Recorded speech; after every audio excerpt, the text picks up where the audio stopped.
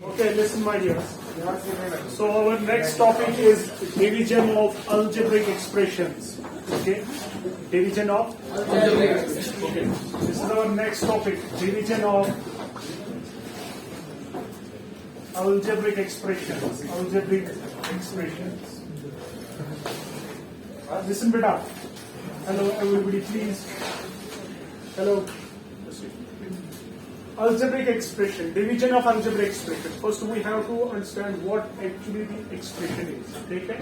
Yes, sir. Expression is any sort of statement which contains fundamental operations, constants and variables. Yes. ये सभी चीजें हमने algebraic expression और identities में पढ़े हैं. तो मैं बोल रहा हूँ कि अगर मेरे पास कोई भी ऐसा स्टेटमेंट होगा जिसमें कॉन्स्टेंट्स हो, वेरिएबल्स हो, कॉन्स्टेंट्स हो, वेरिएबल्स हो या फंडामेंटल ऑपरेशन चाहे प्लस माइनस डिवीजन या मल्टीप्लिकेशन, यही चार फंडामेंटल ऑपरेशन से इनसे जो स्टेटमेंट आपको बने उसको हम एक्सप्रेशन कह सकते हैं. जैसे 3/2 of x square plus 2x. This is a statement which contains variable and constant values along with fundamental operations. So this statement is known as the algebraic expression. Clear? ये हमने अच्छे से algebraic expression और identities में पढ़ा है. ठीक है. उसके बाद बेटा क्या है कि अगर आपके पास कोई एक्सप्रेशन हो और उस एक्सप्रेशन में जितने भी टर्म्स होंगे उस टर्म्स में सारे के सारे जो होल नंबर्स जो सारे ये वेरिएबल्स होंगे उनके एक्सपोनेंट्स अगर होल नंबर्स या नॉन नेगेटिव इंटीजर्स होंगे तब हम उस एक्सप्रेशन को पॉलिनोमियल कहते थे. याद है? याद है कि नहीं? यानी मेरे पास अगर ये है 3x square plus 2x plus 3 तो मेरा ये एक स्टेटमेंट है ना. अरे बोलना, ये स्टेटमेंट है ना. स्टेटमेंट में मेरे पास कॉन्स्टेंट भी है, वेरिएबल भी है और फंडामेंटल ऑपरेशंस हैं. So this statement is considered as an expression, isn't it? तो बेटा इसमें 3 टर्म्स है, 1 2 3. ये चीजें हमें यहाँ नहीं पढ़नी है, हमने ये अलजेब्रिक एक्सप्रेशन और आइडेंटिटीज में पढ़ा है ना. पर थोड़ा सा मैं यहाँ पर आपको सिखाने जा रहा हूँ कि बेटा इस एक्सप्रेशन, अगर इस एक्सप्रेशन को हम देखें यहाँ पर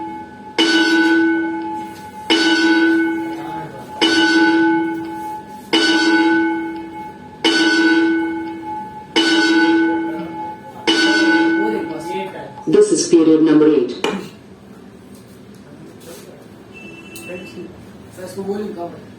Okay. Listen.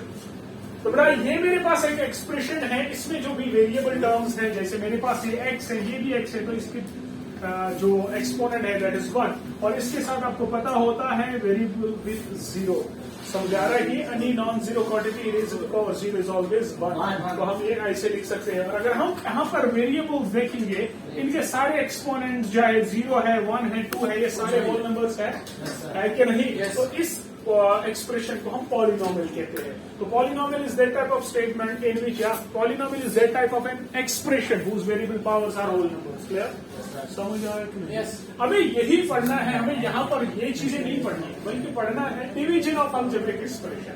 यानी आपके पास कुछ एक्सप्रेशंस होंगे अलजेब्रिक एक्सप्रेशंस, हमें डिवीजन परफॉर्म करना है. समझ आ रहा है? तो सबसे पहला अगर हम क्वेश्चन देखें तो एग्जाम के थ्रू आपको बड़े क्लियर हो जाएगा कि हम ये चीजें किस तरीके से पढ़ रहे हैं. ठीक है, ध्यान से समझ लीजिएगा. तो अगर हम एक्सरसाइज 13.3 की बात करें, 13.3 वहां पर हमें डिवीजन का पूरा जो चिट्ठा है ध्यान से समझ लीजिएगा, बहुत ही ज्यादा आसान है. क्लियर? तो देखो, first one is carry out the following division. So first question जो में है यहाँ पर हमें डिवीजन परफॉर्म करना है. पहला है बेटा 28 x रेज़्ड पावर 4 डिवाइड पे है 56 है बेटा. देखो ध्यान से समझिए, यहाँ देखो सभी. तो बेटा मैं इसको ऐसे नहीं लिख सकता हूँ. 28 x to the power 4 divide by करना है 56 से, है कि नहीं? तो देखो यहाँ पर ध्यान से समझ लीजिएगा. 2 2 are 4, 2 8 are 16, 2 1 are 2 2 4 are 14, 1 are 14, 14 2 are 28. यहाँ पर बचा क्या? x रेज़ पावर 4 डिवाइड में क्या बचा? 2. ये आपका आंसर. समझ आ रहा है कि नहीं? सिर्फ डिवीजन परफॉर्म करना है. जो इक्वल क्वांटिटीज डिनोमिनेटर और न्यूमरेटर में होगी वो कैंसिल करके हमें ये चीजें परफॉर्म करनी है. आगे प्रैक्टिस क्वेश्चन और मिलेंगे जिससे आपका कंसेप्ट बिल्कुल क्लियर होगा. जैसे बेटा मेरे पास है -36y³ डिवाइड बाय में है बेटा 9y². तो बेटा ये एक्चुअल में ये डिवाइड है. है ना बेटा। तो ये ऐसे है -36y³ डिवाइड विद माई है y², इजंट इट? तो बेटा यहाँ पर देखो माइनस को अभी कुछ नहीं करना है। 9 1 r 9 4 r 36। देखो यहाँ से 2 और ये यहाँ से 2 कैंसिल हुए तो बचा क्या? एक पर ये माइनस बचा, दूसरा 4 बचा। देखो 2 और 2y कैंसिल हुए, बचा क्या? 1y। तो ये आपका समझ आ रहा है कि नहीं? समझ आएगा ना बेटा? तो अगर मैं तीसरी की बात करूं, तीसरा मेरे पास है 66 pq² r³ डिवाइड बाय में क्या है बेटा? 11q r² है कि नहीं?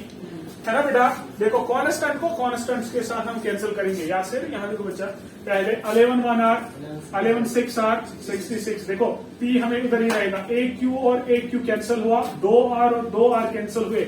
यहाँ पर बचा क्या? 6 बचा कि नहीं? Yes, sir. देखो p है ही नहीं तो ऊपर बचा p, a q और q कैंसिल हो तो बचा 1, और ये 2 कैंसिल हो तो 6 बचा PQR 6 pqr आपका आंसर। समझ आ रहा है? Yes, sir. टफ है? No, sir. बहुत ही आसान है बेटा।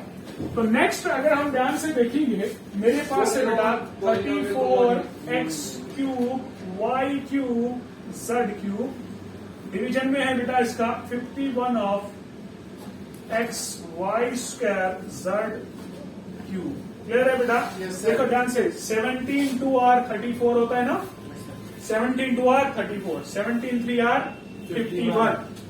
अरे है ना, 17 2r 34, 17 3r 51। देखो z³ एंड z³ यहाँ पर एक 2y और 2y कैंसिल हुए, एक x और एक x कैंसिल हुआ तो बचा क्या बेटा? 2/3 बचा 2/3। Yes. देखो एक कैंसिल हुआ तो बचा कितने? x²। Very good. Y. 2 cancel हुए तो बचे Y. कितने? तो ये आपका आंसर। समझ आ रहा है कि नहीं? Yes, sir. टफ है? No sir. नेक्स्ट मेरे पास यहाँ पर इस तरीके से है बच्चा 12 a raised power 8 b raised power 8 division में है बच्चा -6 a raised power 6 b raised power 4 है कि नहीं? Yes. देखो माइनस ऊपर हो या नीचे हो तो आंसर में माइनस साइन रहेगी ही। ठीक है। This is 6 1 r 6 2 r 12। देखो a6 और a6 यहाँ से कैंसिल हुए, 4 और 4 यहाँ से कैंसिल हुए, बचे क्या? 2 और ये वाला माइनस तो -2। तो 4 6 कैंसिल हुए तो बचे 2, 4 कैंसिल हुए तो बचे 4। तो ये आपका आंसर। समझ आ रहा है कि नहीं? Yes sir. यहाँ तक किसी को प्रॉब्लम है? समझ Yes, sir. देख रहे हैं बेटा? Yes sir. ना बेटा यहाँ देखो बेटा, क्वेश्चन नंबर 2 है 5x² - 6x divide by 3x। देखो बच्चा यहाँ देखो, यहाँ पर ब्रैकेट है ना, इसका मतलब ये डिवीजन जो है ना दोनों टर्म्स का है।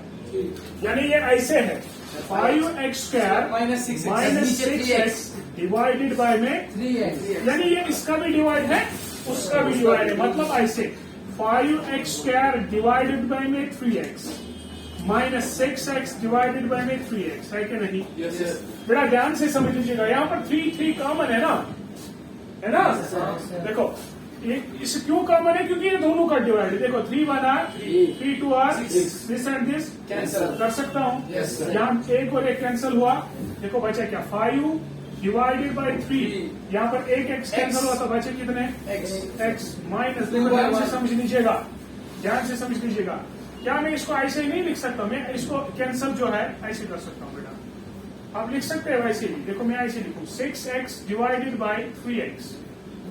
देखो मुझे यहाँ पर 3 है ना, तो फर्दर एक स्टेप कर सकता हूँ मैं। यहाँ पर x खाली x ही काट सकता हूँ।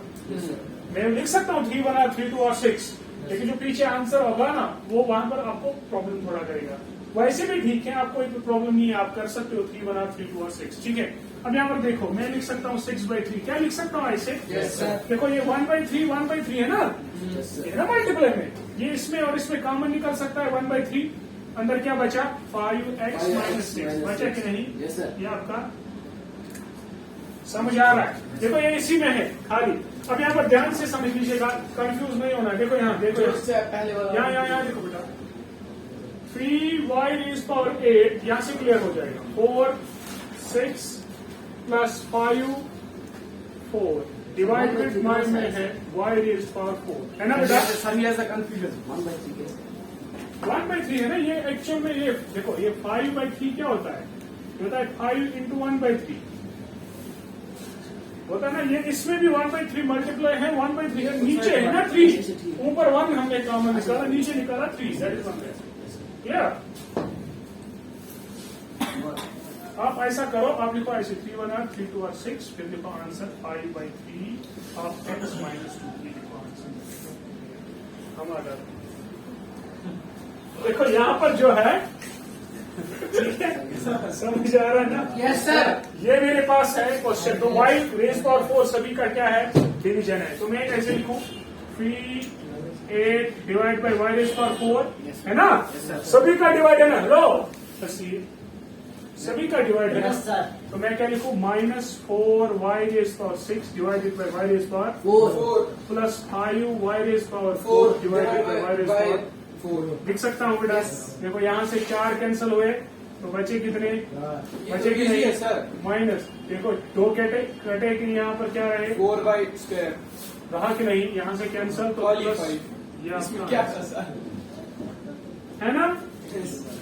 थर्ड पार्ट बोलो। थर्ड पार्ट सर, ये बहुत बड़ा है 10/, बड़ा नहीं है, बहुत आसान। सर आसान है देखिए।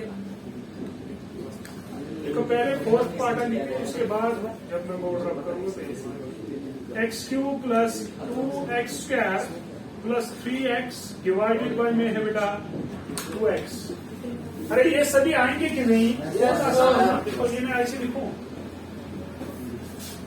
x³ divided by 2x plus 2x² divided by 2x plus 3x by 2x। देखो अरे यहाँ देखो बेटा, यहाँ 2 सभी में है ना, कम है ना नीचे, तो काटने की जरूरत नहीं है जब साथ में, क्योंकि मैं इसको बाहर निकाल सकता हूँ। ठीक, देखो इसमें 1 और 2 कैंसिल हुए, यस इसमें ये एक कैंसिल हुआ, इसमें ये कैंसिल हुआ, होगा कि नहीं। x² यानी मेरे पास जो यहाँ पर ये है तो ये बना x² डिवाइडेड बाई 2 बना कि नहीं। Yes sir. प्लस ये बना 2x डिवाइडेड बाई 2 बना कि नहीं। Yes sir. ये बना 3/2 बना कि नहीं। देखो 2 सभी में नीचे है ना, यानी ये क्या होता है 1/2 मल्टीप्लाई में। तो मैं 1/2 कॉमन निकाल सकता हूँ बेटा। अंदर क्या रहा, x² प्लस 2x प्लस 3। ठीक है, तो ये मेरे पास आपका आंसर आएगा। ठीक है, क्लियर, समझ आया कि नहीं। Yes sir. हाँ, अगला पार्ट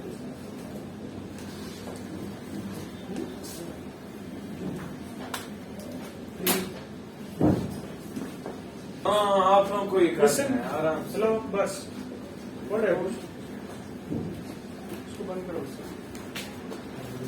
यहाँ पर मेरे पास क्वेश्चन जो है that is 8 times this plus x² y³ z² plus x² y² z³ और डिवाइड बाई में है बच्चा किसका 4x² y² z²। Clear. Yes sir. देखो ध्यान से समझ लीजिएगा, ये मेरे पास जो 8 है ना, ये ब्रैकेट के बाहर वाला 8 है, इसको है कि नहीं।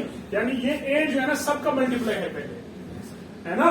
तो ये 8 इसी टर्म का खाली नहीं है, बल्कि सब टर्म्स का है ना। तो यानी मैं इसको ऐसे लिख सकता हूँ 8 टाइम्स x³ y² z²। और ये डिवीजन तीनों का है, मैं अलग अलग लिखूंगा 4x² y² z²। क्या लिख सकता हूँ ऐसे, यस सर। प्लस बेटा 8 इसको भी मल्टीप्लाई होगा, ये बनेगा 8 times x² y³ z² divide by में यही है 4x² y² z² है कि नहीं। Yes sir. प्लस ये 8 इसको भी मल्टीप्लाई है बच्चा, ये होगा 8x² y² z³ divided by में है बच्चा 4 times x² y² z²। So this is our next step. Okay, देखो ध्यान से समझ लीजिएगा बेटा, 4 1 r 4 2 r, इसमें एक 2x कैंसिल होंगे, y² कैंसिल, z² कैंसिल। तो बचा क्या यहाँ पर 2 टाइम्स x, 2 कैंसिल तो 2x बचा, यस सर। बचा कि नहीं। Yes, यहाँ sir. देखो बेटा, प्लस देखो 4 1 r 4 4 2 r 8 x² cancel, z² cancel, y² और y² कैंसिल, तो यहाँ पर बचा 2y plus 4 1 r 4 4 2 r 8 x² cancel, y² cancel, z² cancel, तो बचा 2z बचा कि नहीं? Yes, sir. टू सब में कॉमन है तो 2 कॉमन निकालो, अंदर बचा 2x x plus y plus z, बचा कि नहीं? तो ये आपका आंसर समझ आ रहा है कि नहीं? उसके बाद इसका लास्ट पार्ट जो है इसको that is p to the power q, q to the power 6 minus p raised power 6, q raised power 3। बेटा इसको डिवाइड में करना है किससे? मुझे डिवाइड इसको करना है p क्यूब q क्यूब से। तो ये दोनों का डिवाइड है कि नहीं? तो बेटा ये आएगा यहाँ पर p cube q raised power 6 divided by p cube q raised power cube minus p raised power 6 q raised power cube divided by p raised power cube and q raised power cube. समझ आ रहा है कि नहीं? Yes sir. ठीक है बेटा, तो देखो ध्यान से p cube cancel, q cube cancel, तो बचा q क्यूब, बचा कि नहीं? 6 में से 3 कटे तो 3 बचे, माइनस देखो p क्यूब 3 कैंसल होंगे, q क्यूब कैंसल, तो यहाँ पर बन जाएगा p क्यूब। तो ये आपका आंसर। तो आया समझ के नहीं? Yes, sir. आपका क्वेश्चन नंबर 2 समझ आ रहा है? ठीक है, फटाफट okay listen hello. Now question number 3, work out the following divisions. ये भी डिवीजन देखो कैसे। This is 10x minus 25 divide करना है 5 से। ठीक, सेम दोनों का डिवाइड है ना, तो ऐसे लिखूं 10x divide by 5 minus 25 divided by 5 5 बचा क्या 2x माइनस 5। ये आपका आंसर। बहुत ही ठीक अच्छा है। दूसरा बेटा ऐसे 10x माइनस 25 डिवाइडेड बाय में है, देखो ये बहुत मसला है।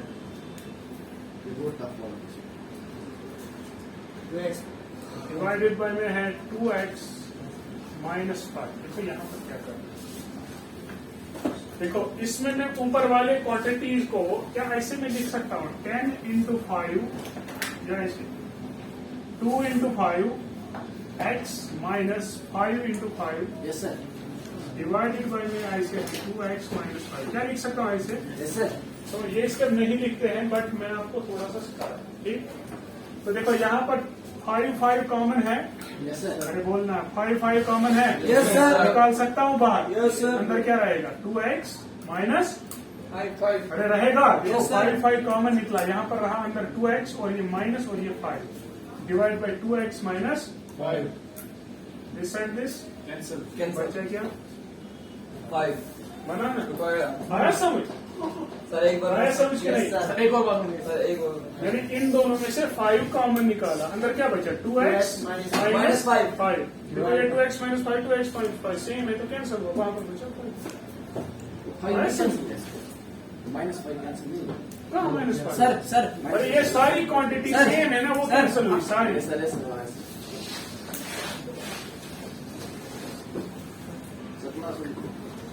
नहीं हुई अभी।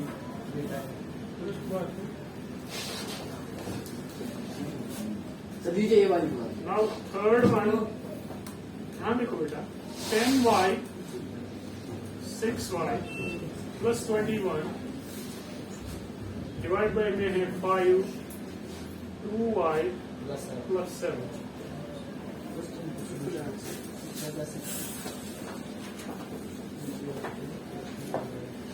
समझ लीजिएगा।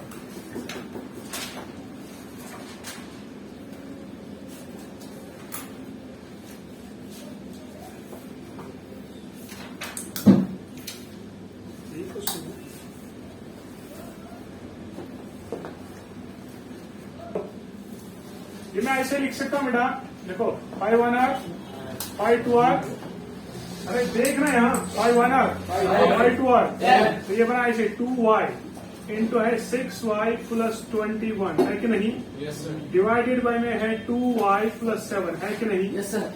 ये आया समझ के नहीं? Yes sir. आया ना? Yes sir.